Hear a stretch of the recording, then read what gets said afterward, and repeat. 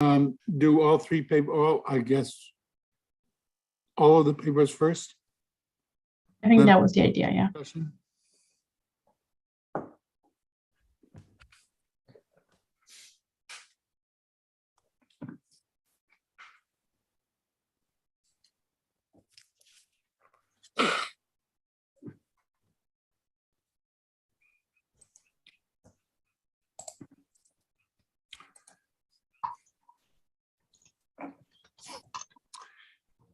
All right, well, we can start. Hello, everyone. Thank you for joining us tonight for our 59th meeting. Tonight, we have a panel on pre-established harmonies in Leibniz. We're going to have 4 talks and then discussion at the end. And the first talk will be by Ohad Naktomi. Ohad, you have the floor. All right, thank you. So let me, as this common, share the screen. Let's see. Oh my God. Where is this thing? Okay. Okay, so the overall title of this is Pre-Established Harmonies in Leibniz. I'll do modal harmony and then, well, each one will present their own, I guess. Okay, so as Rick Arthur, who's present here, notes, studies of Leibniz often begin at the end with his mature philosophy of monads, but one can get a better grasp of what he was about, by beginning at the beginning. By beginning at the beginning, Arthur refers specifically to Leibniz's first original work, the dissertation on the combinatorial art from 1666, which he had written for his habilitation, completed at the age of 20. This is indeed a very good point of departure for historical and textual reasons. Yet there's also another, perhaps deeper sense of beginning at the beginning, one that concerns the philosophical presuppositions that this and other early works of Leibniz reveal. Arthur highlights the project of a universal language and the alphabet of human thought. Here we stress Leibniz's early presuppositions about modality and the central role they play in his philosophy. More specifically, I'll use this approach to investigate Leibniz's notion of harmony from its early origins to some of its complex ramifications. So in his early letter to Magnus Vederkopf, Leibniz writes, "What is the ultimate basis for the divine will? The divine intellect. For God wills those things that he perceives to be the best and likewise the most harmonious, and selects them, so to speak, from the infinite number of possibles. What therefore is the ultimate basis of the divine intellect? The harmony of things. And what is the ultimate basis of the harmony of things? Nothing. For example, no reason can be given for the fact that the ratio of 2 to 4 is the same as that of 4 to 8, not even from the divine will. This depends on the essence itself, that is, the idea of things.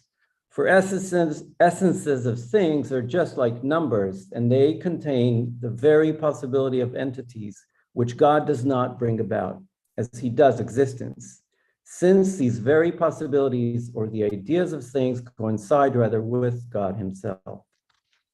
A year or so later, in his Confessio Philosophiae, composed in 1672-73, Leibniz addresses the question of evil in a form of a dialogue between a theologian and a philosopher. This dialogue, sometimes referred to as the early small theodicy, already entails view that Leibniz will elaborate and develop in his mature theodicy.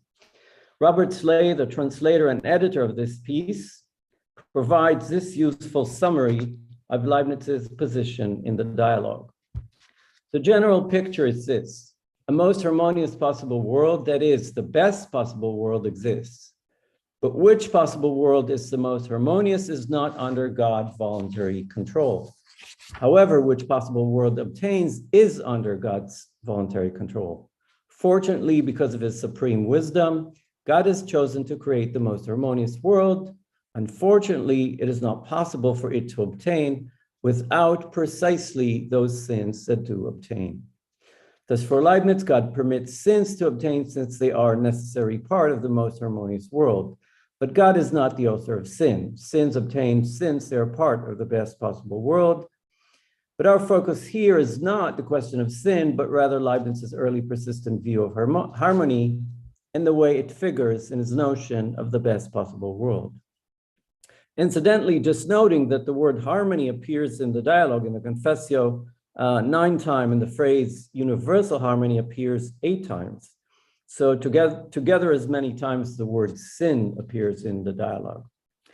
All right, a few years later, in a reply to Steno comment on his Confessio, Leibniz further stresses his view that God wills to create the best possible world because it is the best, whereas the best is seen as the most harmonious. And so he writes, it is not a question here. Do you see the title well? For me, somewhat. Okay. Okay, so it is not a question here of something actual, but of abstract harmony. But from this, something definite follows, namely that one thing is better than another. But although this fact holds not because God wills it, but because God contemplates it in this manner, still finally the thing exists because God wills it. However, God wills it because he sees that it is the best. As also Rick Arthur notes, Leibniz's notion of universal harmony appears already in the early dissertation. And this text suggests that Leibniz's notion of universal harmony can be traced to Biesterfeld notions of panharmonia and imitation.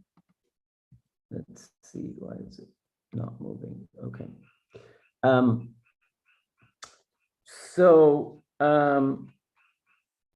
So in the dissertation, Leibniz explicitly acknowledged his debt to the most solid Biesterfeld, who advocates universal harmony among spiritual things, corporeal beings, and finally of spiritual and corporeal things. And as we know, these harmonies will loom large in Leibniz's mature philosophy. The early roots of harmony and universal harmony are fascinating and illuminating indeed. At the same time, these roots should not divert us from seeing the distinctive and original use Leibniz makes of them. Against the traditional context of the vexed problem of evil, Leibniz's original use of the concept of harmony becomes very vivid. Unlike any of his predecessors, for Leibniz, universal harmony pertains to actual things in the created world only as a consequence of holding primarily among possible things. Indeed, the notion of harmony figures in the very definition of a possible world and clearly figures in the definition of the best world. Roughly stated, it seems that for Leibniz, there is more or less accord among possibles or essences so that the most harmonious conjunction of them would yield the best world. As we have seen, this world will be created on account of its inherent goodness. And now to connect the notion of harmony, possibility, and perfection in Leibniz, let me also cite Rick Arthur again. I'll start from here, existence, where he talks about, whether, so here at the middle of the passage here, whether a possible world will be brought into existence depends, Leibniz asserts, on the amount of perfection it contains. Since God is perfect, he'll create the world containing the greatest degree of perfection. Earlier, Leibniz had called this principle the principle of the harmony of things. Whatever is more perfect or has more reason to exist than other things will exist rather than them. Leibniz calls it the principle of perfection. Thus, whereas possibility and necessity are decided by the principle of contradiction, all truths concerning contingent things rest on the principle of perfection, where the perfection lies not in the thing taken in itself, but in its harmonious coexistence with other things. And as Leibniz notes in a bit later text titled by the editor on Freedom and Possibility, the reason why some particular contingent things exist rather than others should not be sought in its definition alone, but in a comparison with other things. For since there are infinity of possible things which nevertheless do not exist, the reason why these exist rather than those should not be sought in their definition, but from an extrinsic source, namely from the fact that the ones that do exist are more perfect than the others. Possible individuals whose coexistence is possible form possible worlds, but not all possible things can exist because they're not compossible, or their existence is not possible. In brief, not all possible per se are compossible. It is here that the principle of harmony or perfection, whatever is more perfect or has more reason to exist than other things will exist, comes into play.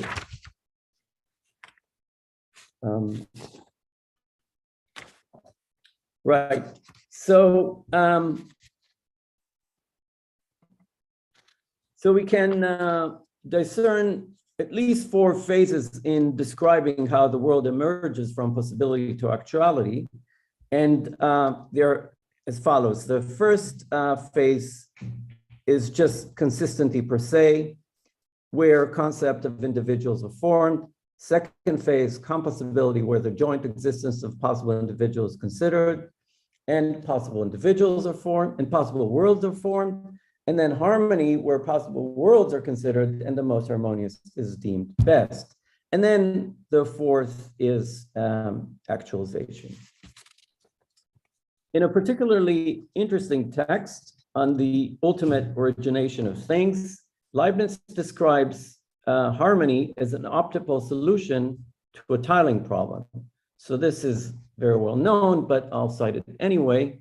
And so assuming that at some time being is to prevail over non-being, or that there's a reason why something rather than nothing is to exist, or that something is to pass from possibility to actuality, although nothing beyond this is determined, it follows that there would be as much as there possibly can be, given the capacity of time and place, that is the capacity of possible existence. In a word, it is just like tiles laid down so as to contain as many as possible in a given area. It's noteworthy that this image, as well as a similar one, the one that came to be called the packing problem, are misleading in an important respect. For Leibniz is helping himself here to the external constraints of space and time, which according to his considered view, are supposed to emerge from the creation of individual rather than provide constraint on their very existence. Leibniz is famously using another metaphor, the urge of possibles towards existence.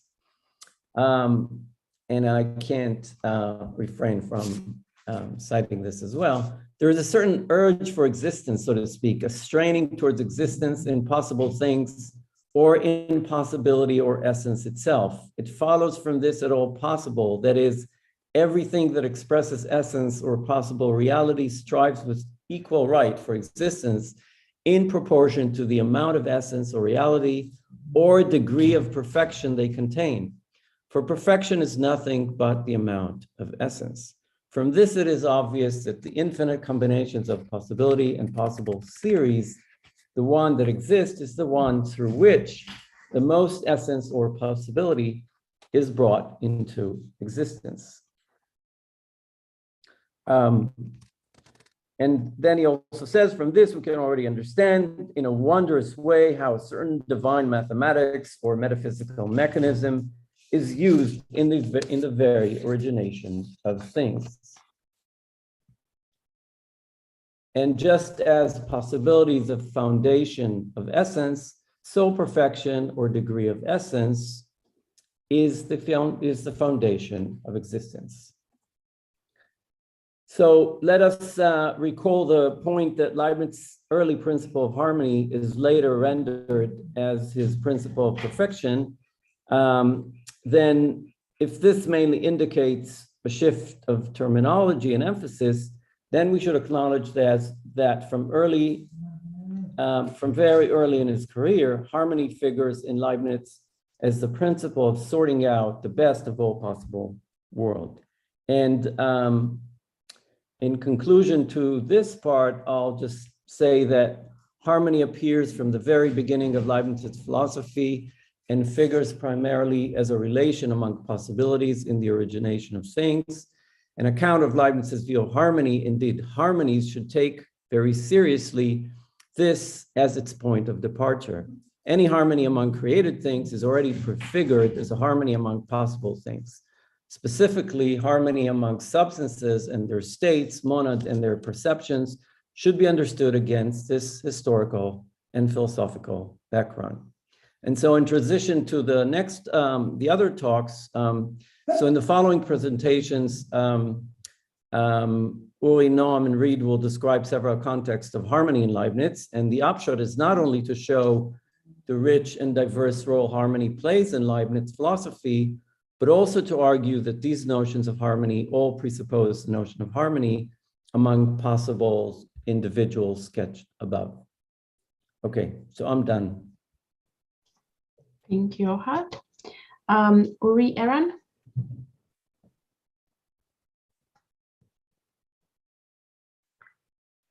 Oh, I think you're muted. Yeah. Oh, great. Let me just share my screen. Is this okay? Yeah. Are you seeing the right? Yeah, Perfect. that's great. So I will be speaking about the mind-body harmony in Leibniz. And the harmony between minds and bodies is the one Leibniz is probably most famous for advocating. This harmony, as well as the doctrine of pre-established harmony in general, are sometimes presented as Leibniz's solution to a problem Princess Elizabeth raises for Descartes' dualism, namely how the two essentially different substances, the body and the mind, interact or form a unity. Now, prima facie, Leibniz should reject Elizabeth's problem as based on two false presuppositions. A, mind and body are not two heterogeneous substances, and B, mind and body merely appear to causally interact. Leibniz's approach to this problem depends on his metaphysics. If he is committed to a hylomorphic metaphysics, such that mind and body are the matter and form of a single substance, as some have argued, Garver, Joly, the problem does not arise because neither body nor mind are substances. If Leibniz is committed to a monadological metaphysics, where monads are the only substance, where monads are the only reality, then either the problem does not arise because bodies are not substances, but rather appearances of monad collections, as Russell argues, or the heterogeneity of mind and body is attenuated significantly if bodies are monad aggregates, as some have argued. But Leibniz does use pre-established harmony to explain the apparent interactions of minds and bodies. Now, what I want to do here is to show that some of the theses traditionally considered as constitutive of pre-established harmony are presented by Leibniz independently of the problem of mind-body interaction. But in order to show that this is the case, I want to first distinguish between two senses of pre-established harmony. So pre-established harmony in a broad sense is a conjunction of three different theses. And I'm borrowing this presentation from Rodriguez Pereira. So the first thesis is that no finite substance acts upon another finite substance. This is denial of intersubstantial causation, we can call it. Second thesis, every non-miraculous state of a finite substance is a causal effect of its inherent active force, affirmation of intersubstantial causation or spontaneity, as it's sometimes called. And C, the third thesis, God has set up the mind and the body so that there is a correspondence between their states, divine created correspondence. Now, pre-established harmony in a narrow sense merely refers to the third thesis, to C, And C, of course, is an explanation of the correspondence of mental and bodily states. And as such, it directly addresses the problem raised by Elizabeth. But A and B are not directly concerned with this problem. And as we shall see, in the new system, Leibniz defends weaker versions of A and B before he even raises the mind-body problem.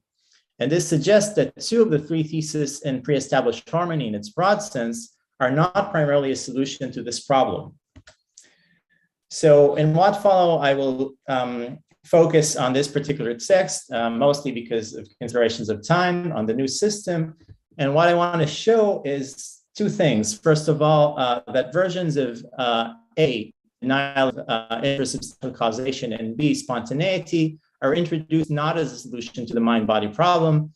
And two, I want to show that C, divine created correspondence, is not presented as a solution, as a conclusion of an argument, but rather as something more than a hypothesis, as Leibniz calls it, such that it has no viable alternatives and has several attractive consequences. So, a new system is structured as a short intellectual autobiography that moved between two poles, scholastic philosophy and modern philosophy. Leibniz recounts that he had already penetrated far into the territory of the scholastics when mathematics and the modern authors made him withdraw from it. But despite being charmed with modern philosophy's mechanistic explanations of nature, Leibniz had come to realize that extended mass was insufficient for explaining natural laws. One must also appeal to the metaphysical notion of force. Moreover, he notes that the view that animals are to be understood as machines seemed to him possible, but improbable and even contrary to the nature of things.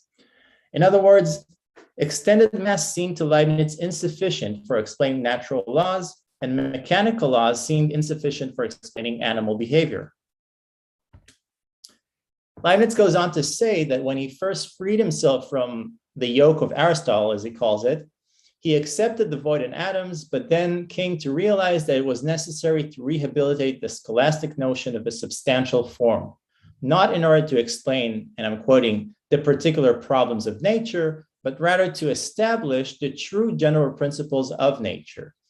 The reason for reintroducing substantial forms is that matter alone does not contain a principle of true unity.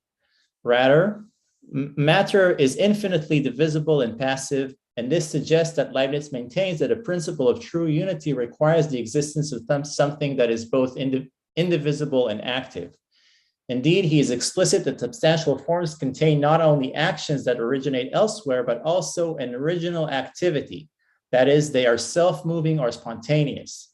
And he is also explicit that they must be indivisible.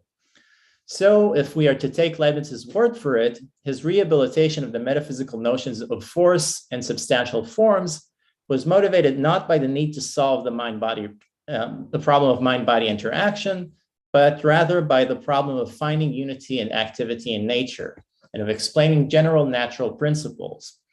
And since substantial forms are origins of spontaneous activity, Leibniz is introducing here a version of intrasubstantial causality, B, the second thesis in our triad of the pre-established harmony, not in order to explain mind-body interactions.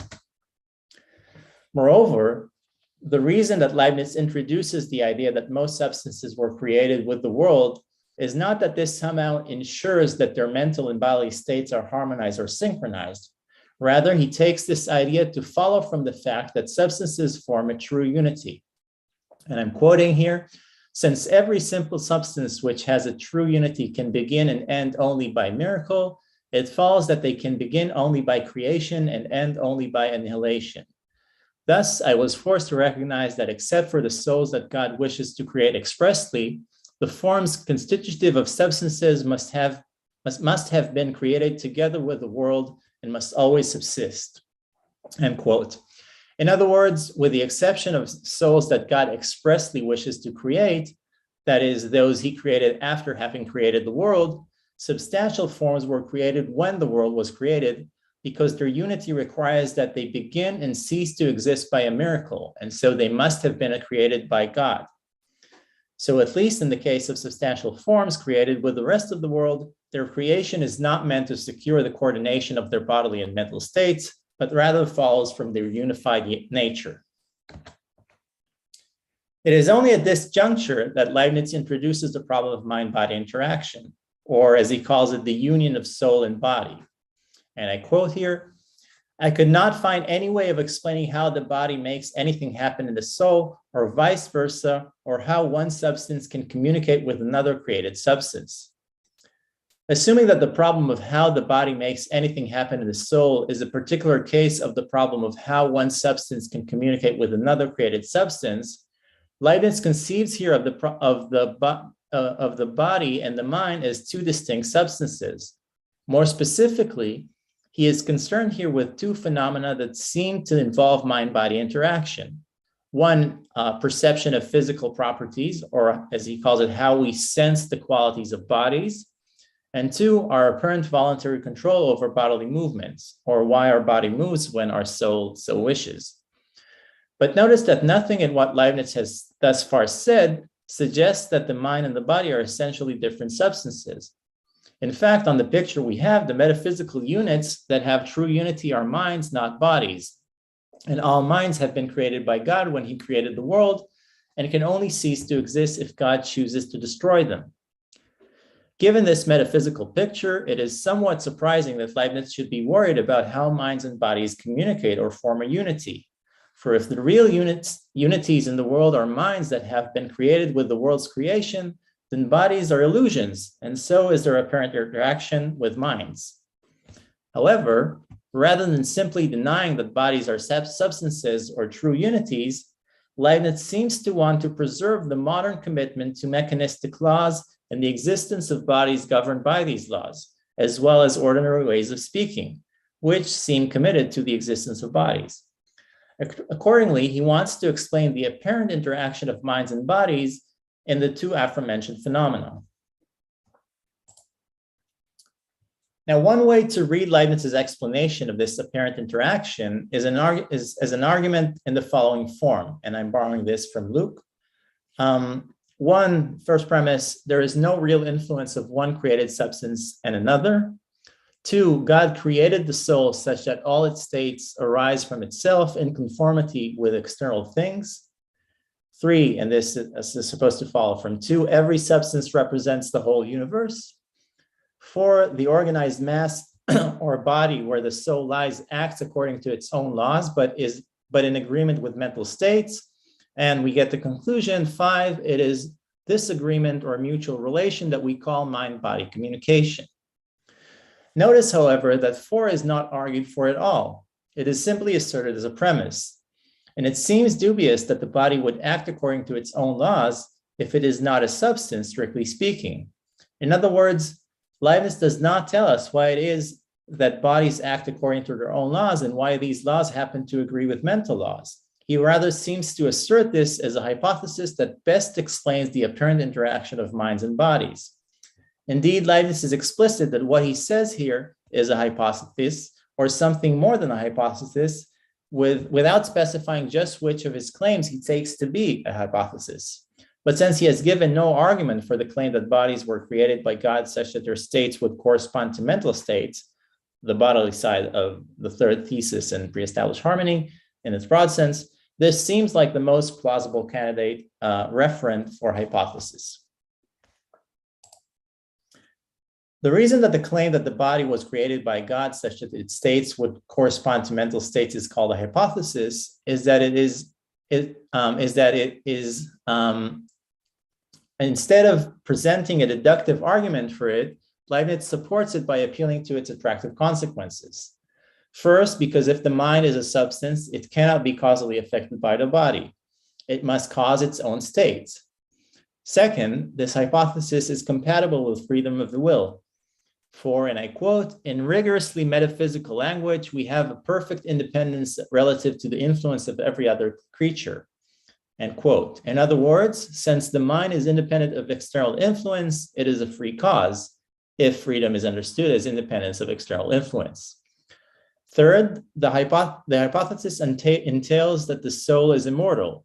For, and I quote, if every mind is like a world apart, self-sufficient, independent of any other creature, containing infinity and expressing the universe. It is durable, subsistent, and absolute as the universe of creatures itself. In other words, the mind's independence of external creatures entails that it is durable as the universe itself, meaning that it can be destroyed only by God. Moreover, the hypothesis provides proof of God's existence for, and I quote, the perfect agreement of so many substances which have no communication can only come from the common source. Leibniz goes on to say, however, that this is something more than the hypothesis for several reasons. One, and I quote, since it hardly seems possible to explain things in any other way, and here Leibniz is saying that pre-established harmony is the best explanation of mind-body correspondence. Occasionalism was ruled out earlier on account of failing to explain the correspondence in terms of secondary causes and of appealing to miracles. And causal influence between bodies and minds was ruled out on account of having the absurd consequences that the soul, which is a substance, would receive something from without by something other than God. Two, because it preserves ordinary ways of speaking. This hypothesis, we ordinarily speak of mental states as cause and by and causing bodily states, and this is compatible with pre-established harmony, which explains the shifting between these two ways of speaking as reflecting two manners of appearance, depending on which representations are clearer. And three, in contrast with interactionism, it does not require explaining how entities move from one substance to another, for it denies intersubstantial causation. So to conclude my part, we have seen that the two first theses in pre-established harmony are introduced in the new system, not in order to solve the mind-body problem, but rather to account for the unity in nature and for its fundamental laws. We have also seen that the third thesis, more specifically its bodily side, is presented not as a conclusion of an argument, but rather as something more than a hypothesis that has plausible consequences, is better than its alternatives, and conforms with ordinary ways of speaking. Thank you. Thank you very much. Let me stop the screen sharing. All right, our next talk will be from Noam Hofer. Hi, thanks for having me. I also share my screen.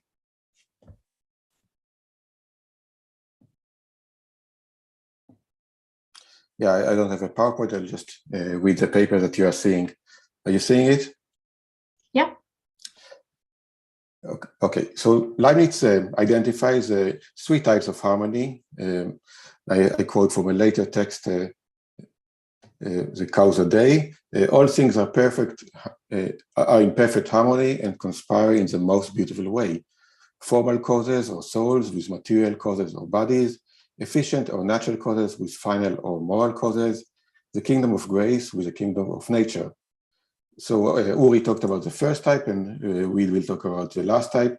I will focus on the second type, between efficient and final causes. We call this in our work, explanatory harmony.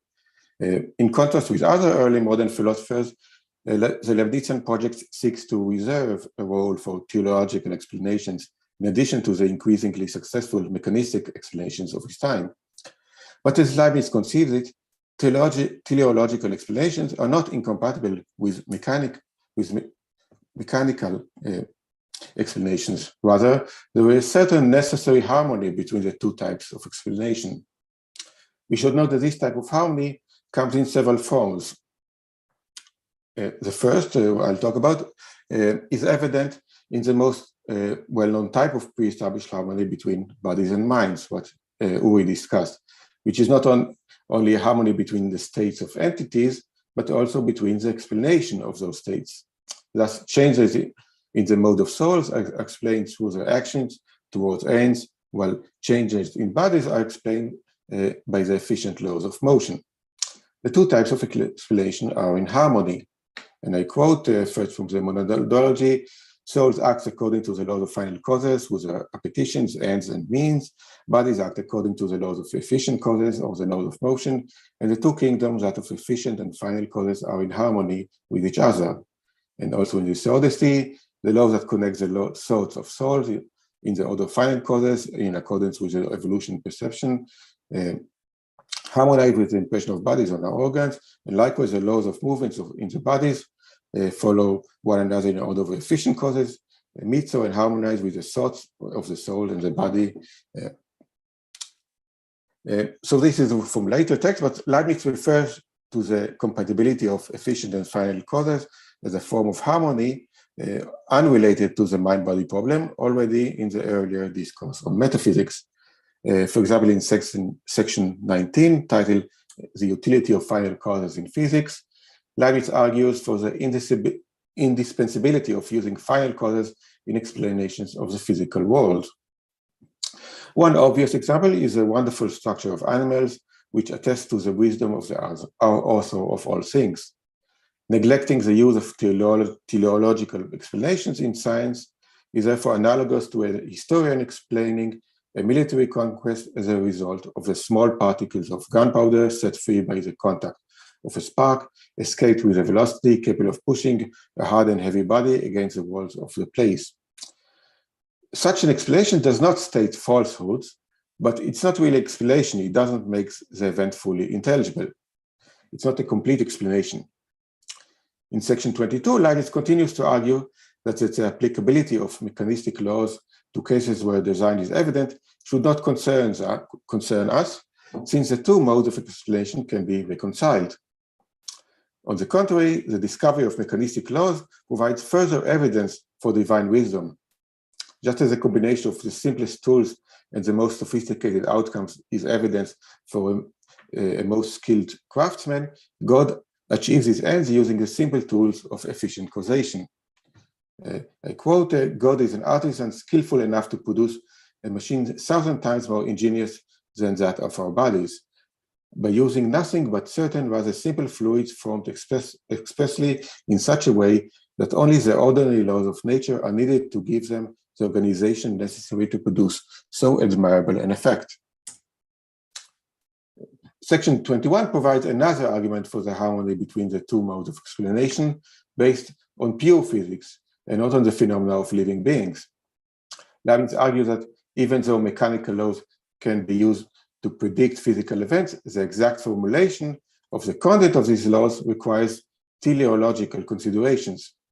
Leibniz alludes here to his dispute with Cartesian physics regarding the conservation of force. In contrast with the Cartesian laws, his own theory of mechanics draws on metaphysical theological considerations and does not presume to explain everything mathematically. But in all the above cases, teleological explanations are used to explain something that cannot be explained by efficient causation. This is the purposive actions of humans, the structure of living beings, and the content of the laws of nature. And they are explained according to final causes, while the consequent movement of bodies in these cases are explained mechanically. But there's also another kind of harmony between mechanism and teleology, in which the two types of explanations are applied to the same physical phenomena in inorganic nature. And I quote Leibniz, I find even that several effects of nature can be doubly demonstrated, once by the consideration of the efficient cause, and again, independently, by the consideration of the final cause, making use of example of the decree of God, always to produce these effects by the easiest and most determined ways, as I have shown elsewhere in accounting for the rules of catoptrics and dioptrics. In section 22, indeed, Leibniz mentioned in relation to optics, Snell's and Fermat's principle of refraction. The path of a ray of light passing through different media happens to be the easiest, or at least the most determined way to pass from a given point in one medium to a given point in another. Leibniz elaborates on similar principles in the later text, the Tentamen Anagogicum from 1696. In addition to optics, Leibniz points to other examples in mechanics, such as the problem of finding the shape of hanging chains and calculating the quickest path of descent for a falling body between 2 points in a plane. According to Leibniz, These are examples of final causation because the calculation depends on knowing the endpoint of a process, its goal, while minimizing or maximizing some variable. In contrast, a non-teleological, that is mechanical principle, allows calculating a state of a system from its previous state as an efficient cause. Such teleological principles were later formalized by Euler and Lagrange as the calculus of variations and become known as variational principles. The discovery of teleological principles with explanatory power comparable to that of the laws of efficient causation has for Leibniz a deep metaphysical significance. It is a sign of pre-established harmony between the kingdom of power and efficient causation and the kingdom of wisdom and final causes. And I quote from the Tentamen Anagogicum, I usually say that there are two kingdoms, even in corporeal nature, which interpenetrate without confusing or interfering with each other. The realm of power, according to which everything can be explained mechanically by efficient causes, when we have sufficiently penetrated into its interior, and the realm of wisdom, according to which everything can be explained architectonically, so to speak, or by final causes, when we understand its way sufficiently.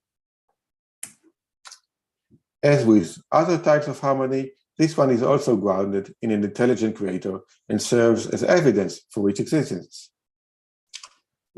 Quote, nothing seems to me to be more effectual in proving and admiring the sovereign wisdom of the author of things as shown in the very principles of things themselves. So this is a form of harmony between mechanism and teleology, but I think there is one question to be asked, how are these principles in physics related to God's will? That is, in what sense are they teleological? In what sense are they serving a purpose? One possible answer is that since God is an intelligent creator acting to achieve ends, the fact that nature itself is explainable teleologically is a sign of being as a product of agency. But it should be noted that the notion of teleology introduced here is rather thin. It does not involve reference to intrinsic goods or agency. The shortest path of ray of light is not ethically superior to other paths. Additionally, the ray of light does not choose its path, nor does God direct each ray of light. So there is no real agency or choice in the good. Furthermore, Leibniz maintains that theoretically, with sufficient cognitive capacity, all physical phenomena are explainable mechanically. And there is another quote below. It could seem that the thinness and redundancy of this teleology would also make it incapable of having the theological significance and metaphysical significance Leibniz attributes to it. A possible account of the purposiveness of these laws lies in Leibniz's view concerning the ground of the laws of nature and the principle of the best, which guides the divine will, mentioned above in the Discourse of Metaphysics, section 21. Leibniz maintains that although mechanical principles allow the derivation of effects from causes as logically necessary, the principles themselves are not logically necessary. Rather, the principles are the result of God's choice. And he repeats it also in the Tentamen Anagogicum, where he says, all natural phenomena could be explained mechanically enough, but the principles of mechanics themselves cannot be explained geometrically, since they depend on more sublime principles which show the wisdom of the author in the order and perfection of his work. Thus, the laws of nature, which we have discovered in the case of variational principles to be explainable both mechanically and teleologically, are the product of God's choice in creating the best possible world. And as a reminder, for Leibniz, laws of nature are not ontologically fundamental entities, but abstractions from individual natures and their powers. Therefore, the harmony between different kinds of abstractions points to the goodness of what grounds the possibility of compatible laws, the nature of things chosen to be created by God. But why would God choose to create individuals that obey two sets of complementary laws, mechanical and teleological. That is, what is good about this type of harmony? One possible answer is that the duality of principle is good because it is useful for human beings. Some problems in physics are easier to solve teleologically, using the variational principles, while others are easier to solve mechanically. But I think that we can find a deeper reason. The teleological principles show that distinct domains, such as optics and mechanics, have unifying principles, and thus are a direct result of the unity and goodness of the ground of all nature, that is, God. The normative principle which guides God in choosing the best possible world can be formulated like this, and I quote, the simplicity of the means is in balance with the richness of the effects, from the discourse on metaphysics. These principles can also be called the general principle of harmony, or sometimes economy, which means for Leibniz, unity in variety. Therefore, harmony in this most general sense is itself a teleological principle, and hence a manifestation of divine wisdom. God's choice to establish teleological principles that unite different areas of nature is a choice that maximizes entities, that is, types of nature and the rules governing them, while minimizing the principle governing them, like these variational principles. It should be noted that this Leibnizian theological interpretation of the teleological laws in physics was not abandoned with the rapid scientific developments of the 18th century, and was maintained also by later scientists that further developed them, for example, Pierre-Louis Maupertuis and Leonhard Euler. One notable example is Maupertuis' teleological proof for the existence of God, which is based on the unity of the laws of nature and entailed by his formulation of the variational and teleological principle of least action. It was also picked up by the young Kant, who likewise rejected traditional teleological arguments based on specific ends in nature. Therefore, I think that this type of Leibnizian harmony between efficient and final causes has a long legacy and is worth investigating. Thank you. Thank you very much. Perfect. And now for the last talk of the evening, Reid Weiniger. And if you have questions, please raise your hand or drop a line in the chat. Will you hear me okay? Yeah. Okay, great. And can people see the slideshow? Yeah. Okay, super. So like Noam was saying, when Leibniz is listing different types of pre-established harmonies, he tends to list three. So the mind-body harmony, the harmony of the kingdoms of efficient and final causes, and then the one that I'm going to be focusing on, the pre-established harmony of the kingdoms of nature and grace. And this is a harmony that deals to some extent, of course, with Leibniz's physics and views regarding causal laws in terms of nature, but also regards Leibniz's views regarding moral philosophy and aspects of political philosophy, which seem to me like areas of Leibniz which merit further study than they tend to have received so far. So Leibniz claims that there's a pre-established harmony between two kingdoms, the kingdoms of nature and grace. So for example, in the Principles of Nature and Grace, he writes the following. He says, "That is why all minds, whether of men or genies, entering into a kind of society with God by virtue of reason and eternal truth, are members of the city of God. That is, members of the perfect state, formed and governed by the greatest and best of monarchs.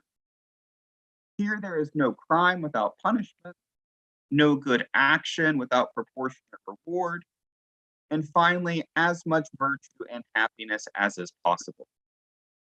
And this is accomplished without disordering nature, as if what God prepared for souls to serve the law of God, but through the very order of natural things, in virtue of the harmony pre-established from all time between the kingdoms of nature and grace, between God as architect and God as monarch. Noam was mentioning a minute ago about how the harmony of final and efficient causes has a lasting legacy in people like Kant, and I'll just note in passing that the harmony of nature and grace does as well. So Kant is fond of comparing his own theory of the highest good at times to this pre-established harmony between nature and grace.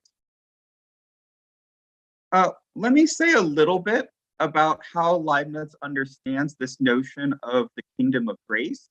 And then once we've presented his understanding of that kingdom, we can look at the harmony between the two kingdoms here. What I have there on the right, or on my right, I guess it's your right too, the image is obviously a statue of and so as we'll see, what Leibniz primarily has in mind when he's talking about the kingdom of grace is a kingdom that is ruled by the laws of justice.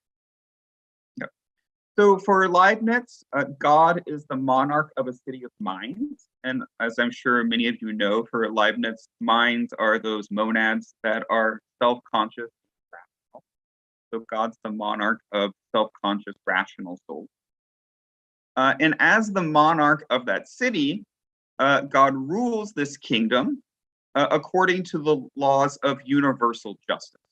So for Leibniz, the kingdom of grace deals with justice. It doesn't deal so much with other notions of grace that one finds in theological traditions, like notions of like sanctifying grace, for example. When he's talking about the kingdom of grace, he's primarily talking about God ruling things according to laws of justice. For Leibniz, justice is univocal for human beings and God. And in both cases, what justice amounts to is its charity of the wise, where to be wise is to know the truth. For Leibniz, justice demands that people experience pleasure and pain in proportion to their virtuous and criminal actions.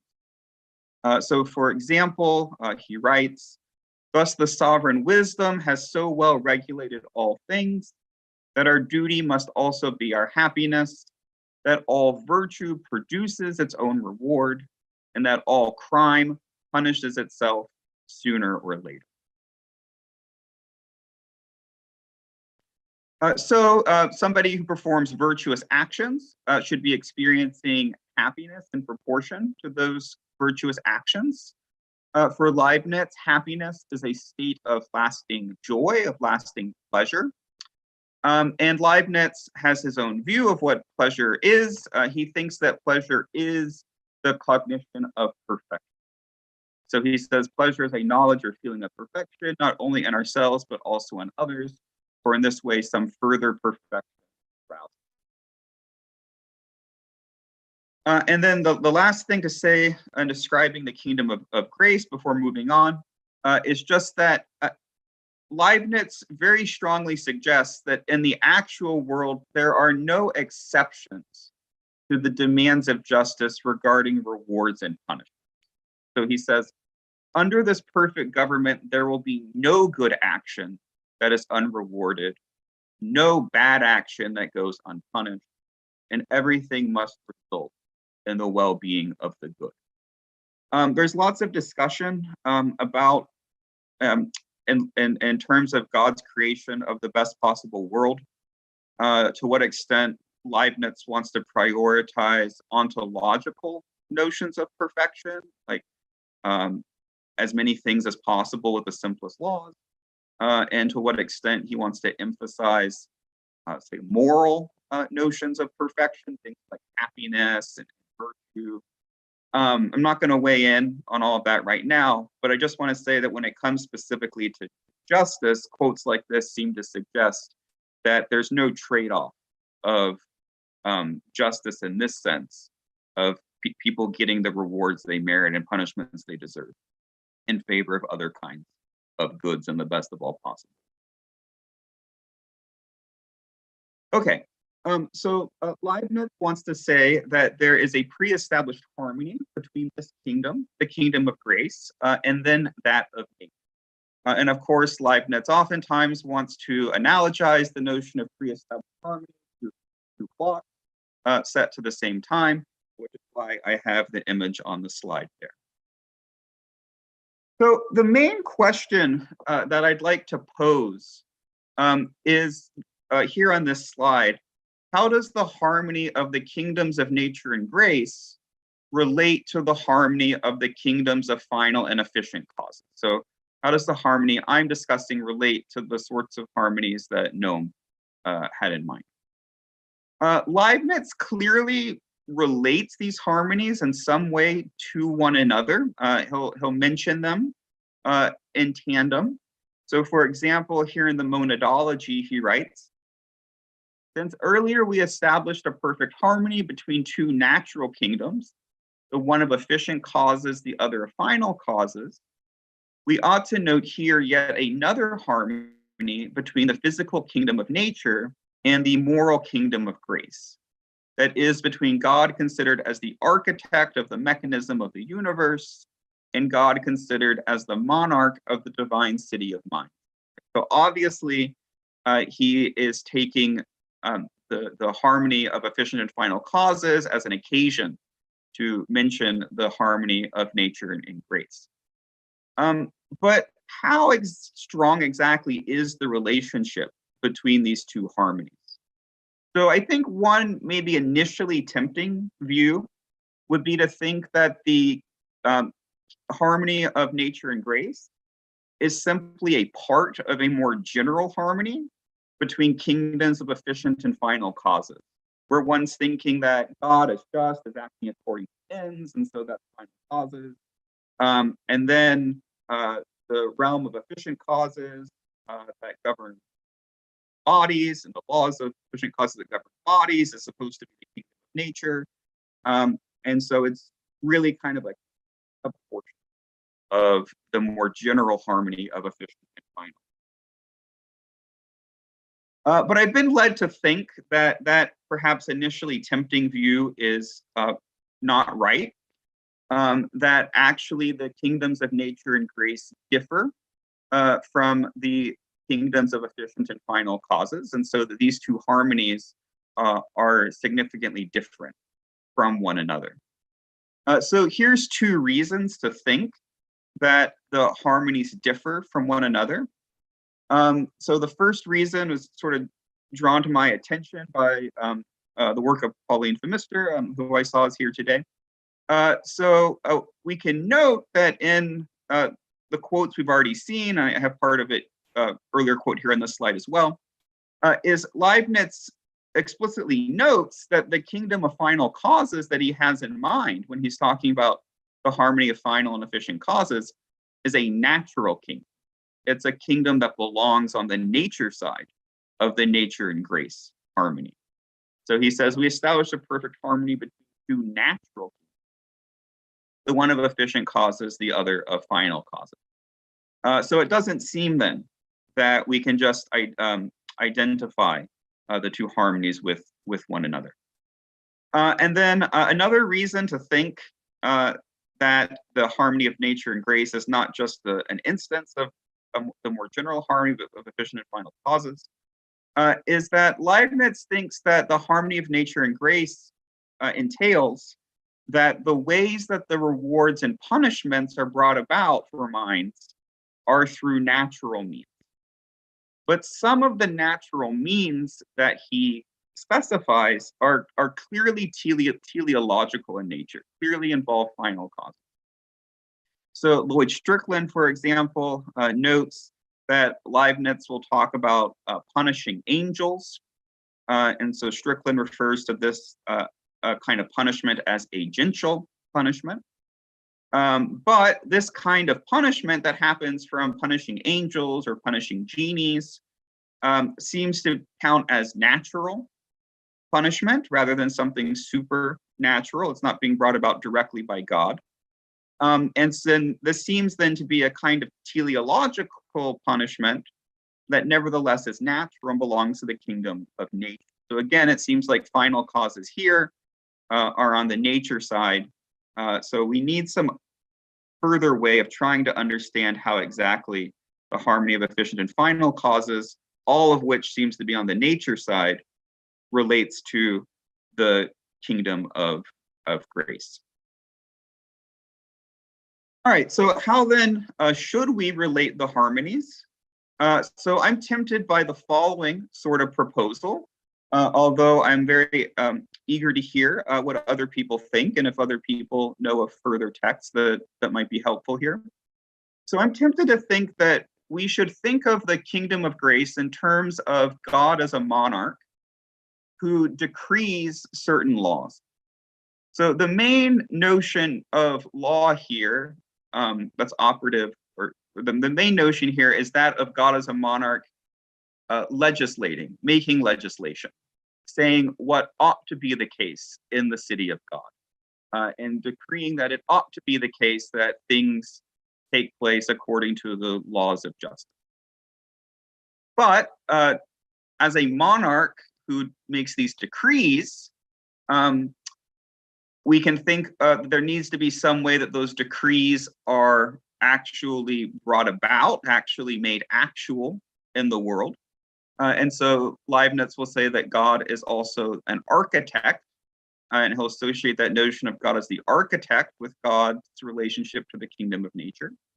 So I think that it makes sense here to think of the kingdom of nature as sort of like the executive branch in a government that is implementing the divine decrees made on the legislative side. And so the kingdom of nature is a causal realm that brings about what ought to be the case. And then for Leibniz, there's two kinds of causes that belong to that causal realm, namely final causes and efficient causes.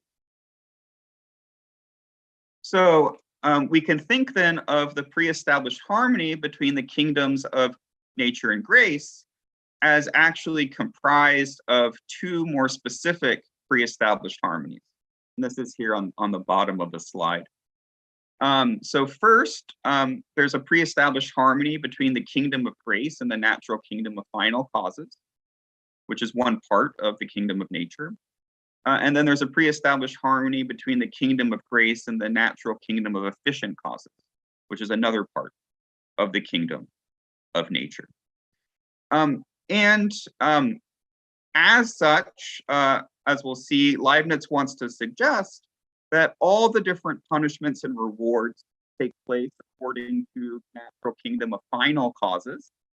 And so using Strickland's language, I would want to suggest that all of the rewards and punishments are in a sense agential punishments brought about by monads acting according to final causes. But it's also the case that all of the rewards and punishments take place in correspondence with laws of efficient causes as well. Okay, so how should we understand the relationship between the kingdom of grace and the kingdom of final causes? Well, like I said before, Leibniz thinks of the rewards that people get for being virtuous in terms of pleasure. And for him, pleasure is a perception, namely a perception of perfection. Monads bring about their different sequences of perceptions for Leibniz according to final causes, in particular according to their appetites. So they're going to desire what is best, and then there's going to be something that seems best to them, and this is going to govern the series that they have. And so God, in choosing the best of all possible worlds, is going to be choosing a world where the sequences of perceptions in minds and those specific monads correspond to the laws of justice. So you're going to have a sequence of monads that's brought about by final causes, what seems best to those monads. And that sequence of perceptions is also going to align with the laws of justice.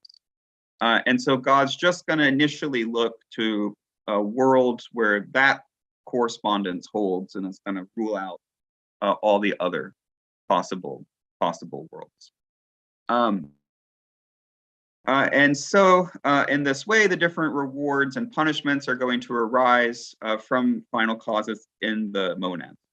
Now that's all within a monad, intra-monad, but we can also think of a kind of agential causation. It's obviously not going to be real influence, but a kind of ideal influence, where one monad will act for ends, that's then taken to, of course, have causal effects in another monad in an ideal sense. So the agential punishment can also be understood at this level. What about efficient causes? Well, of course, the changes in a monad's perceptions, which is going to include perceptions of perfection, that is pleasures, correspond for Leibniz to changes in bodies. And the changes in bodies are all going to take place according to the laws of efficient causes. And so the states of pleasure that monads experience are also going to take place according to the laws of efficient causes. So you get the harmony between the kingdom of grace and both the kingdoms of final causes and efficient causes. Oh, and just that quote there, he says, noble actions will receive the rewards through mechanical means with regard to bodies, even though this cannot and must not always happen immediately. Okay, so what sort of conclusions should we draw from these brief points?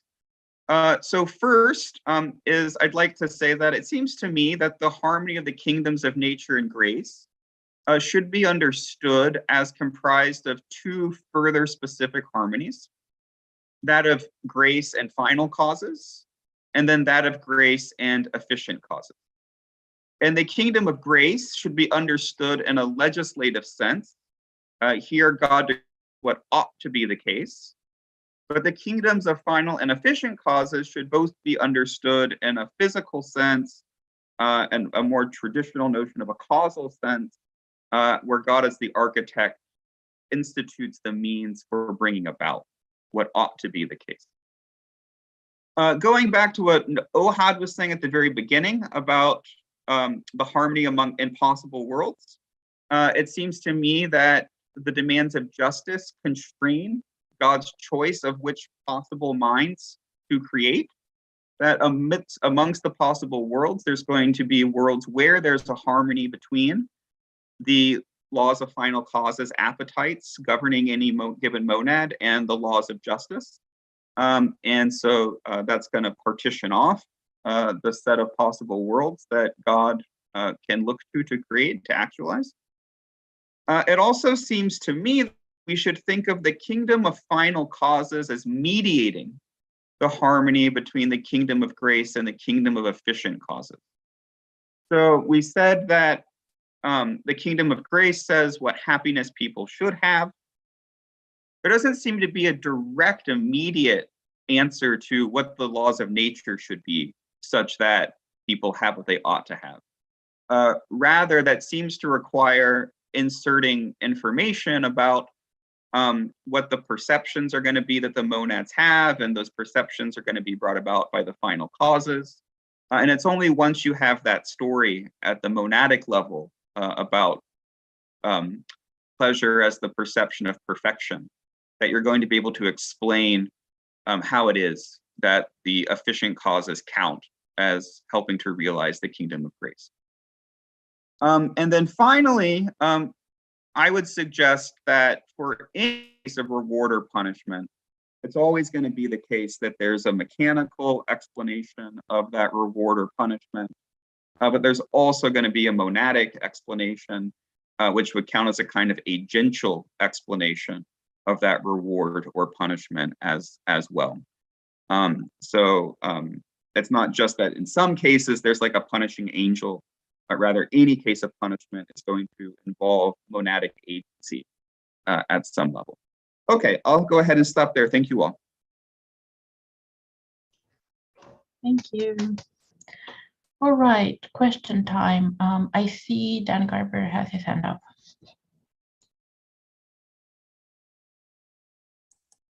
Thank you all. I think this is a marvelous topic to talk about, and I want to maybe not add yet another conception of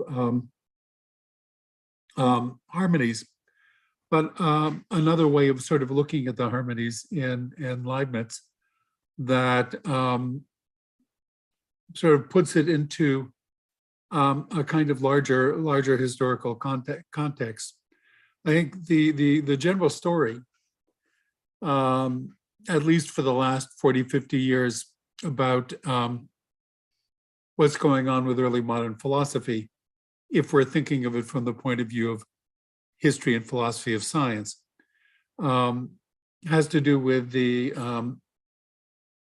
replacement of Aristotelianism through the mechanical philosophy. And the mechanical philosophy sort of taking over and replacing Aristotelian ways of thinking about nature. But there's another strand that I think has gotten lost, and that is the animistic strand in matter theory, and the animistic strand and the idea of active matter that you find in Bacon, that you find in Margaret Cavendish, that you find in Cambridge Platonists, thinking largely of Henry Moore and Cudworth, that is going along parallel to that doesn't get nearly as much press, I think, in historiography. And one of the things that this, I think I take the central notion of harmony, a pre-established harmony, to be the harmony between the teleology and the kingdom of between teleology and sort of mechanical causes. And I think that the relationship between mind and body can really be fit into that. But that also enables us, I think what Leibniz is doing in a certain way there is is showing a harmony between the sort of animistic way of looking at the world and the mechanical way of looking at the world. And one way I think that you can see his harmony is putting together what are these two strands in sort of the history of matter theory, going back at least to the end of the 16th, early 17th century. How does that fit in with, I'm just wondering if that sort of fits in with the kind of project that you were presenting in this presentation. And here I think I'm addressing, all of you guys.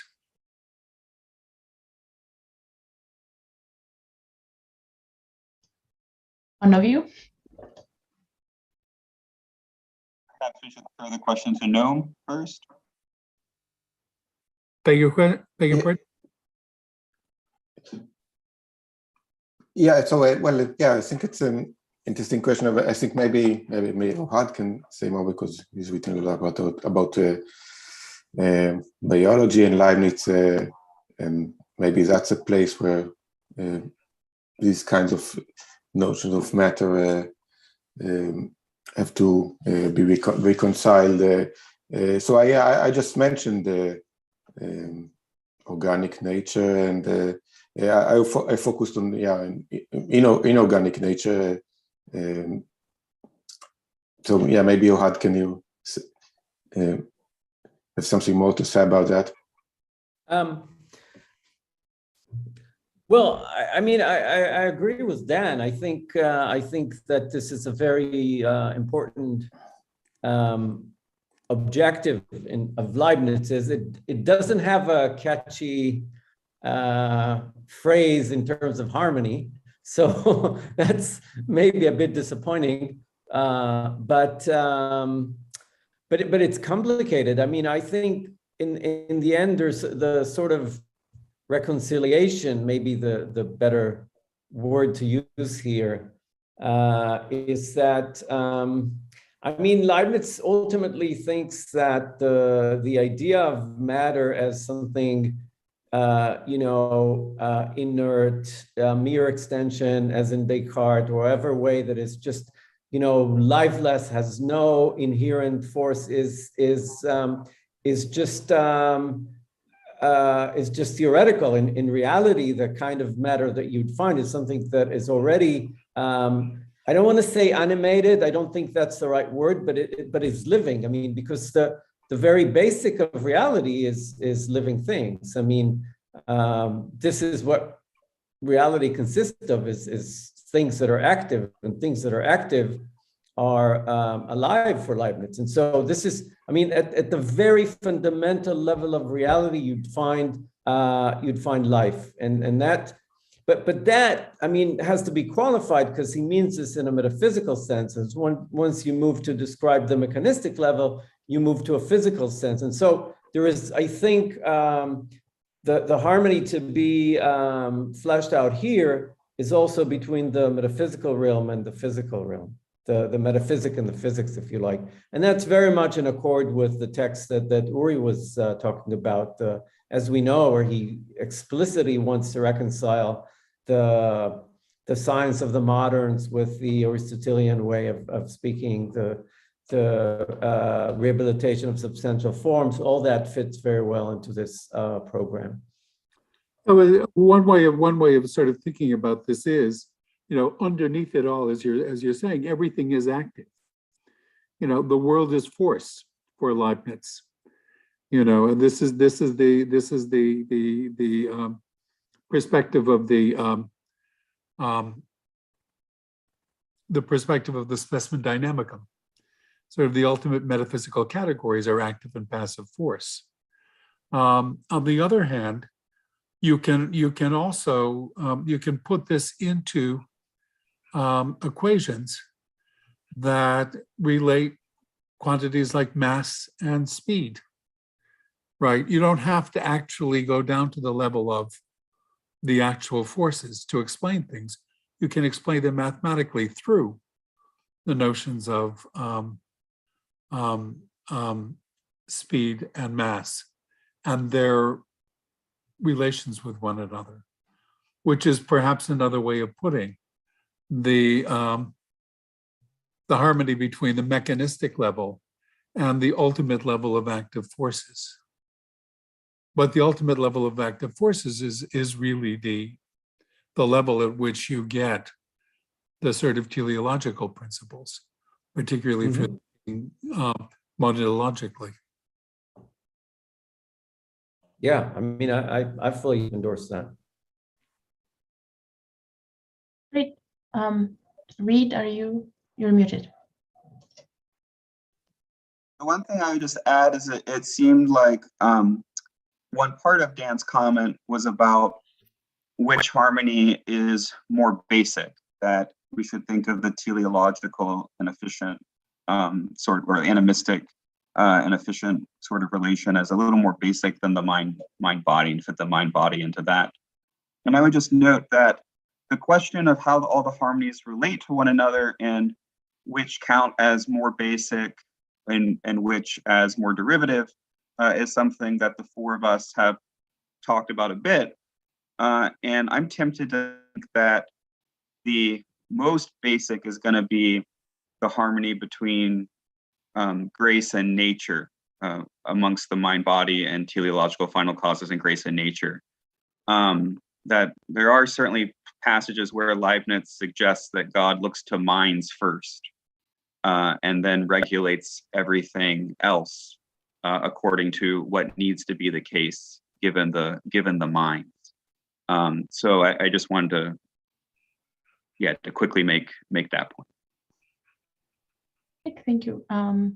If nobody else wants to say anything, then we'll move on to Dennis. Hi.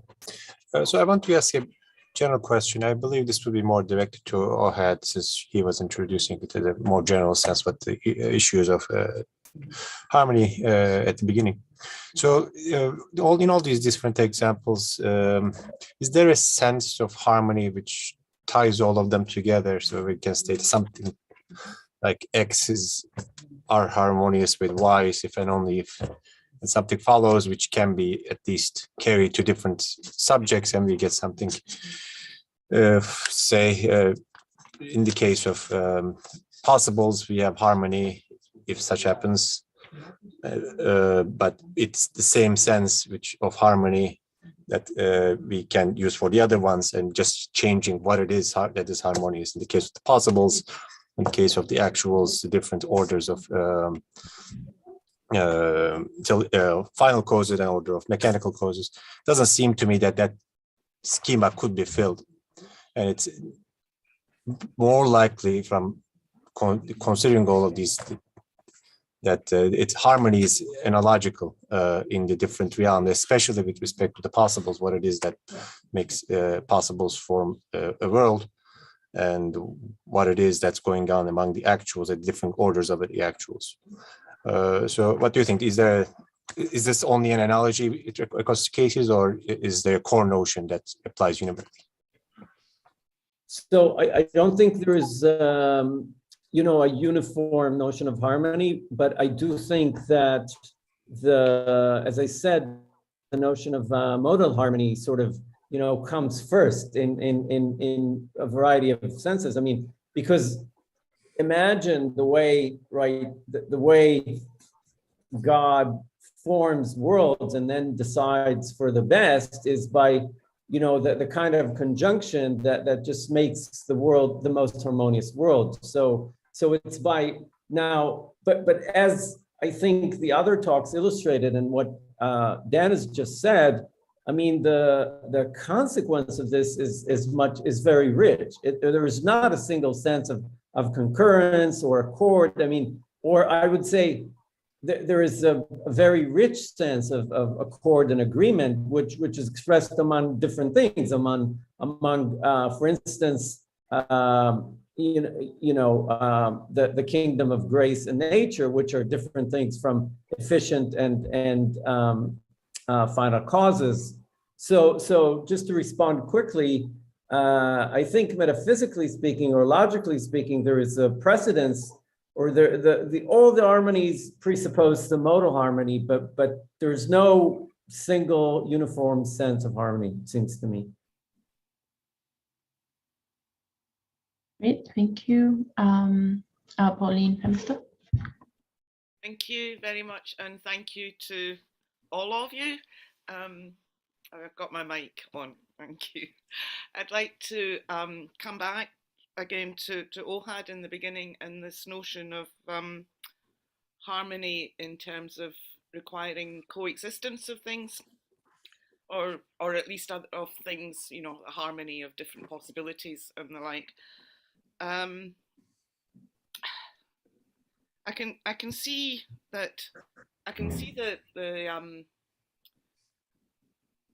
value of that, and I'm lost for words.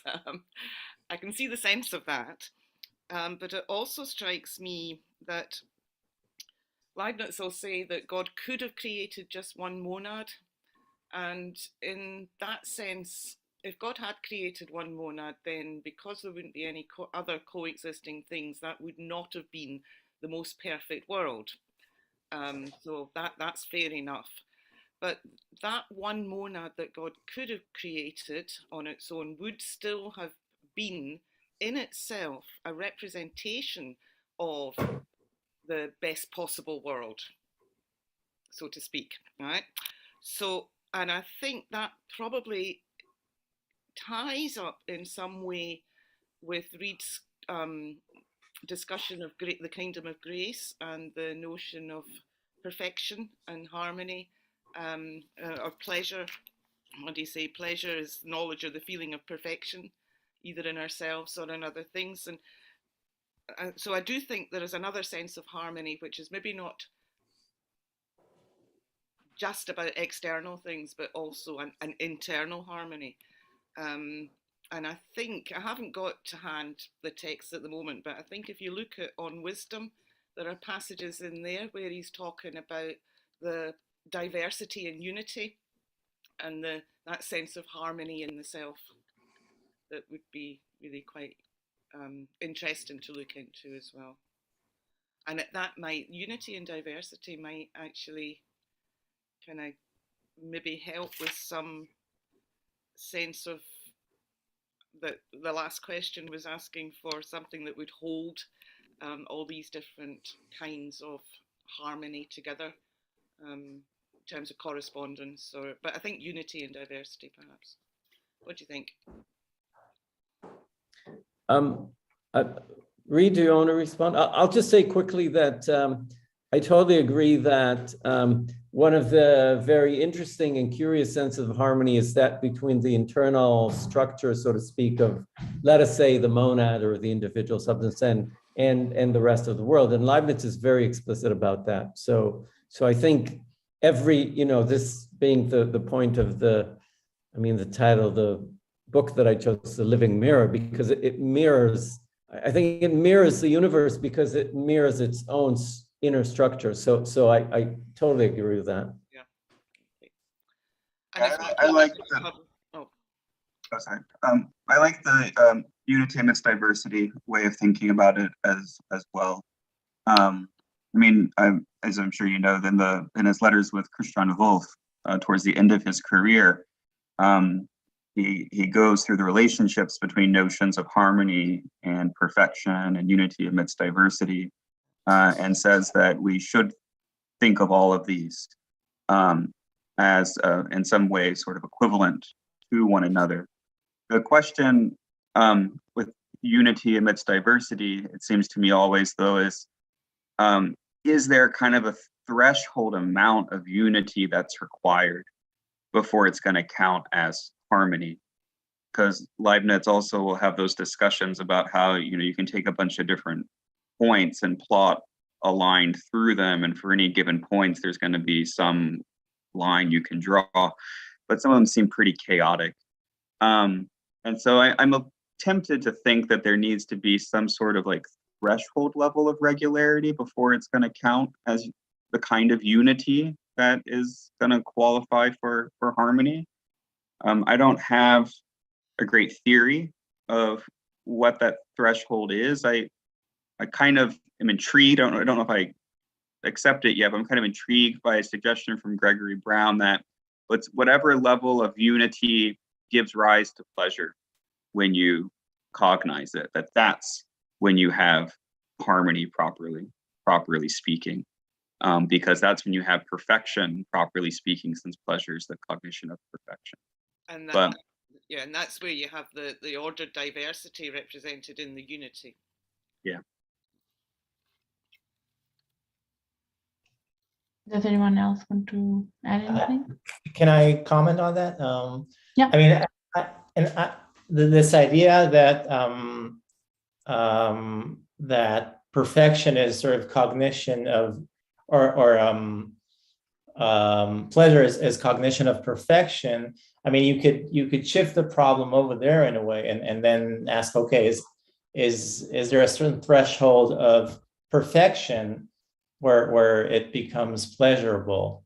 I mean, or is every if perfection is merely comes in degrees, and you could get anything, or any given state could be perfect to some degree, then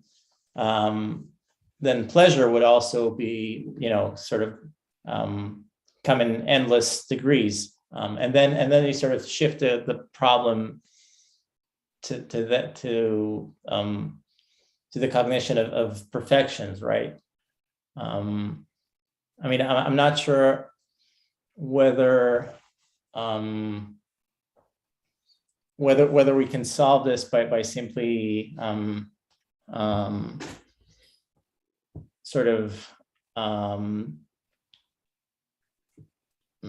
I lost my train of thought, but okay, just come back to me and I'll think about it more. Okay.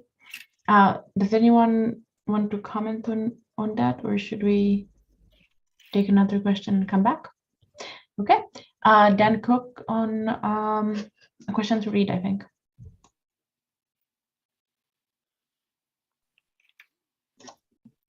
You're muted. Oh, We're down here. Can you hear me now? yeah. Okay, great. I want to just mention that all this balancing moral and justice requires a post-mortem existence.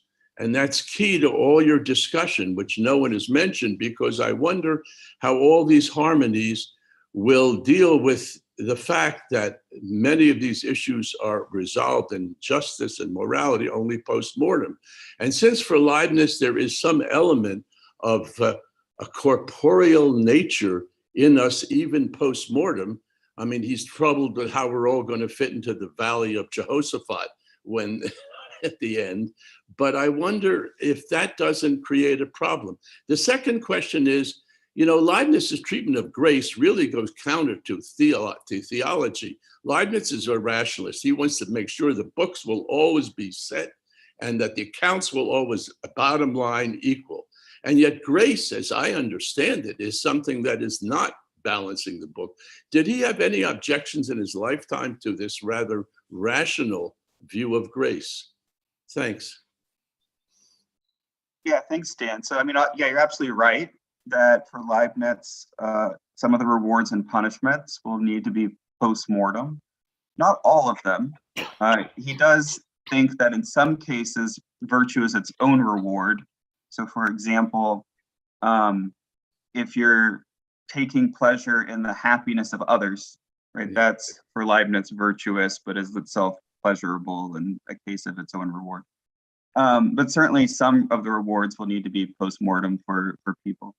I guess I'm not sure why you take that to present a potential problem. I'm just tempted to think that when he's talking about nature, that nature includes what's post-mortem, that after death doesn't count as leaving nature or anything like that. There's just the one world that's law governed and we remain in it post-mortem in a sense, connected to small bodies, etc.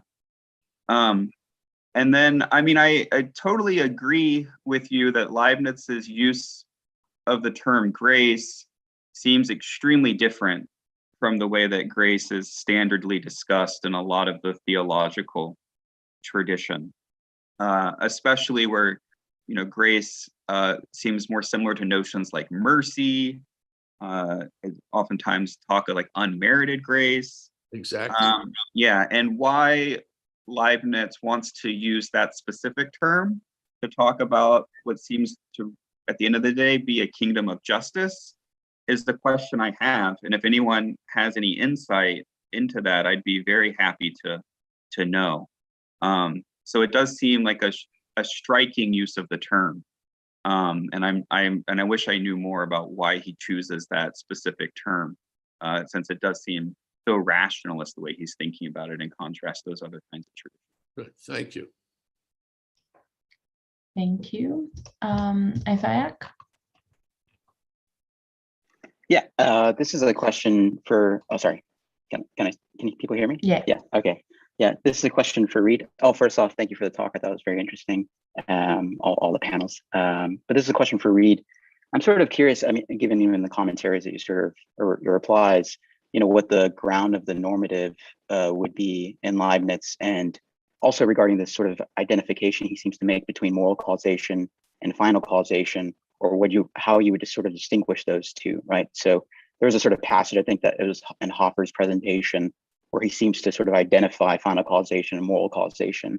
And I'm curious how you would sort of distinguish that in relation to this distinction between the kingdom of grace and the kingdom of nature, whether, like, is moral causation a part of the kingdom of grace specifically? Is it somehow in accordance to final causes, teleological causes in the kingdom of nature? Yeah, I'm just curious, like, what the place of the normative is, and how that, you know, sort of, there's a sort of pre-established harmony between the normative and and grace, or sorry, and nature. Yeah. Yeah. So, I mean, the laws of justice themselves for Leibniz have the same sort of status as the laws of mathematics. So they don't, you know, depend on the divine will. They just are what they are. They're eternal truths. Of course, God contemplates them in the divine mind. And then they hold both for God and for created things as well. The question about the use of the term moral in that passage that Noam quoted, I think that the use of the term moral there is in that kind of traditional sense of moral that's relating to like behavior and action. And so it's not a reference to norms or to the laws of justice, but to the idea of when we're talking about the behavior of agents, especially rational agents. And so, of course, our notion today of morality as like the laws that govern the behavior of agents stems from that kind of more general notion of moral. But I think that it's that kind of more general notion of moral as just related to that kind of behavior. So I don't think that the inclusion of moral there means that something like ethical norms are already part of the kingdom of final causes, when we're talking about the harmony of efficient and final causes. I think the term there is rather just the psychological term about the notions of behaviors. And it's only when we get to the kingdom of grace that we get the introduction of something that's like distinctly normative in a kind of ethical sense. Yeah, we use the term mores. Mores is what you mean, yeah. Yeah. Great, thank you. Yeah. Pauline? Oh. Yeah, I just wanted to yeah, add great. about this question that I think, Isaiah, you're right that in the main text that I use the discourse on metaphysics, there's some ambiguity on what is. There are several meanings in final causes. So some things are clearly teleological, like the actions of souls and the perception of souls, and some things are maybe in the middle, like living beings, which are they're natural machines, but show some design, and then there are these teleological principles within physics, and that's why I thought that this is the most interesting example of harmony between types of explanation. But you're right, it's a different sense of teleology, and there is some work to do to explain why all of these can be called final causes.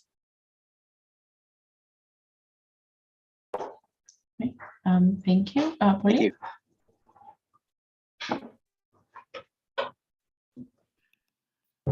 Did you call on me again? Thank you very Yeah. much.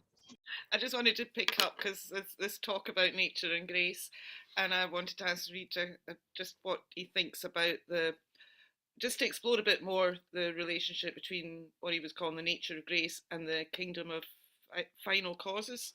Now, the nature of grace, I take it as being made up of those self-conscious, rational beings. So effectively, beings that know or are conscious of acting according to final causes that they've chosen, kind of as it were, on their own, even though they'll always be in harmony they will be in line with God's final causes. And the other kind of final causes are, well, I don't know. I mean, Julia Durati has written on this, and she doesn't think that there are final causes in non-conscious beings, but they are all, everything is acting according to God's final cause, which is fair enough. Let's go with that view that the kingdom of final causes is acting according to actions that, according to final causes that God has chosen. Now, that it does seem kind of odd, because it seems to me as if the kingdom of grace there is kind of a subset of the kingdom of final causes. And I just wondered what Reid thought, but what any of you thought about that. But also, what would you do with a situation where one rational being does wrong and is punished by another rational being? So it's not just the kingdom of nature final causes, but within the nature of grace, as in a judge sending someone to prison or something like that. I don't know. Does that make sense, Reid? Does that can you see? Yeah. I mean, I think that I think when we talk about the kingdom of grace, that the term kingdom is a little ambiguous about if it's talking about the entities that live in that kingdom, so to say, Yeah. and if it's talking about the legislation, like the kind of governmental legislation. Okay. And when Leibniz talks about the kingdom of grace, he'll talk about here God's the monarch. And when he talks about nature, he say there God's the architect. And it seems to me that when he is talking about the kingdom of grace, that he's really emphasizing the law, right? The decree that's governing the entities that comprise it, Okay. which are the minds. And those same entities that comprise it, the minds, are also subject to natural laws as well. They are subject to natural laws of final causes, and they're subject to, with their bodies, to laws of efficient causes. And so there's the minds that live both in the kingdom of nature and in the kingdom of grace. And these are just two different kinds of legislation that those minds are both subject to. So I agree that the minds are, in a sense, I agree that the minds belong to the kingdom of nature. Okay. But what I want to say in distinguishing the kingdom of grace from the kingdom of final causes is that the kingdom of grace is a different kind of legislation than the legislation that's governing the minds as monads acting according to natural final causes. But even the natural final causes, all monads, minds and other monads, will always be acting according to what they perceive, rightly or wrongly, to be the best. Yes. And the rational ones will be acting according to for chasing goals that they've perceived distinctly, hopefully, as the best. And in that sense, they would be in line with that legislative order that God has set up in the kingdom of grace. Yeah, but I think that I think that the monads in principle don't necessarily know what the true good is. So they act according to the apparent good. And the natural law of final causes is that law of acting according to the apparent good. Right. And then the law of the kingdom of grace is specifically the true good. It's not always going to be the case, and indeed most often won't be the case, that created monads in acting according to the apparent good always do what the true good would demand. Okay. So I want to, yeah. Okay, are you saying then that even the wise will never, well, they'll never get it right all the time, but would you argue that they get it right some of the time?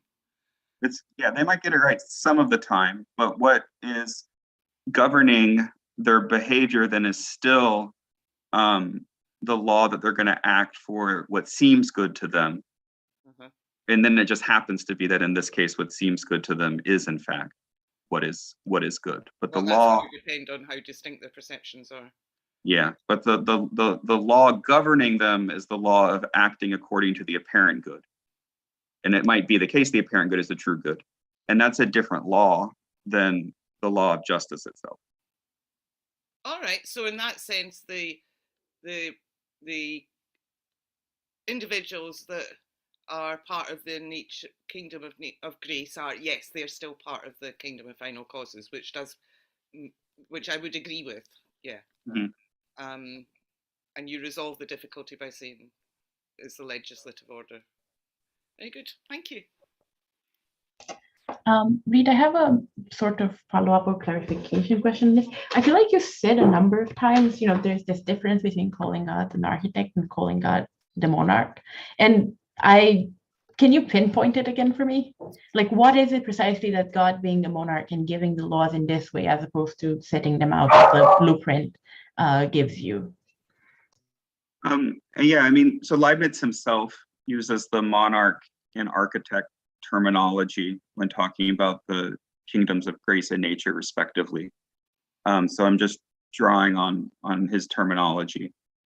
And my suggestion is that the monarch just decrees laws, but then of course, even the absolute monarchs of Leibniz's day are going to need ministers or other entities that implement those laws or bring those laws into some kind of actualization. Right? There needs to be some sort of executive power as well.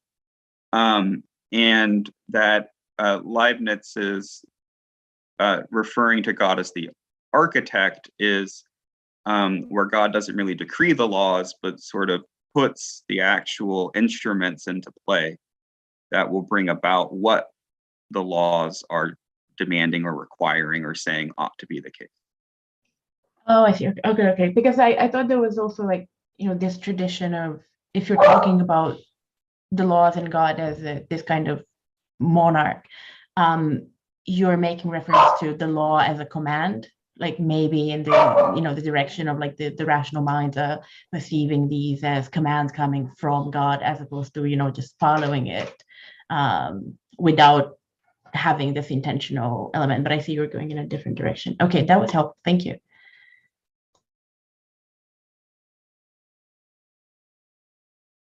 Isaiah, you have a question? Yeah, if no one else had a question, this is a question for Naktomi. There was a slide where you had, it was obviously a modal question, so a slide that says something like from possibility to actuality. And I was curious, this is a question about the relationship between individuals and worlds. I was curious whether, if you can find the slide. It seems like you're sort of implying a distinction between God's intellective act where he understands individuals as such, and then contemplates worlds and their sort of from possibility. But I'm curious whether that's maybe not the case, whether in a single act, God contemplates individuals as already kind of world bound, and what your position would be on that.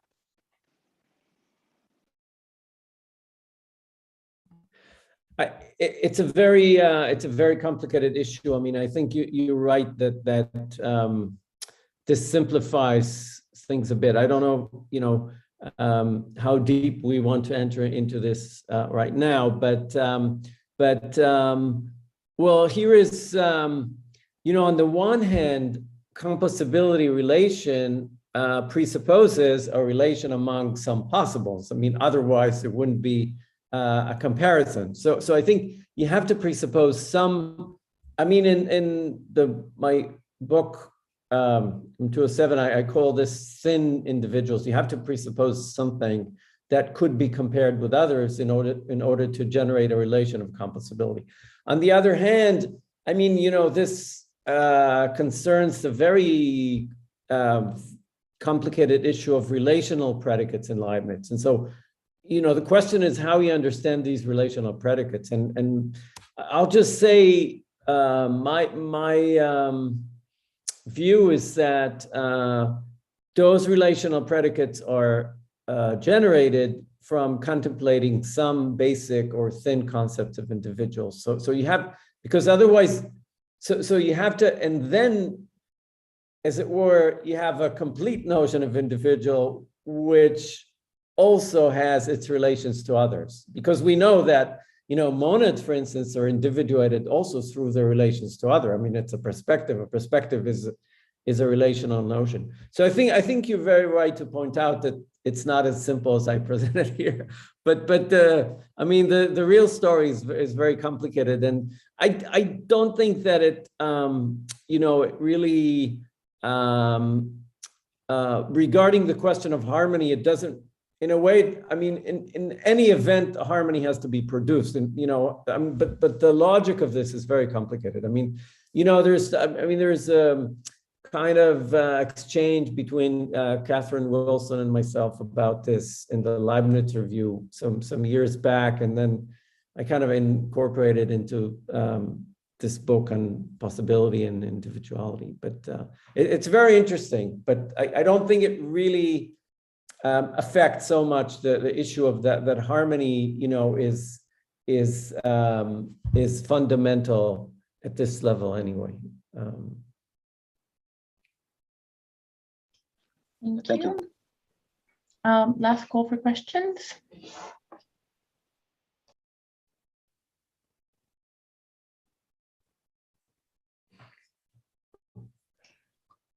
Well, I think I just want to say I greatly enjoyed the discussion. It was very, very useful. Yes, thank all of you for this wonderful panel. Let's Thank give you a you. round of applause. The only one you can hear, but I'm sure people are clapping in the background. So thanks a lot for the hosts and for everyone. Thank you, and join us next week for what is happening next week. I think we have, oh yes, we have a panel on Spinoza's condemnation. This is probably going to get spicy in some way. Yeah. Okay, well, thank you and have a wonderful evening. Thank you. Bye-bye. Thank you. Bye.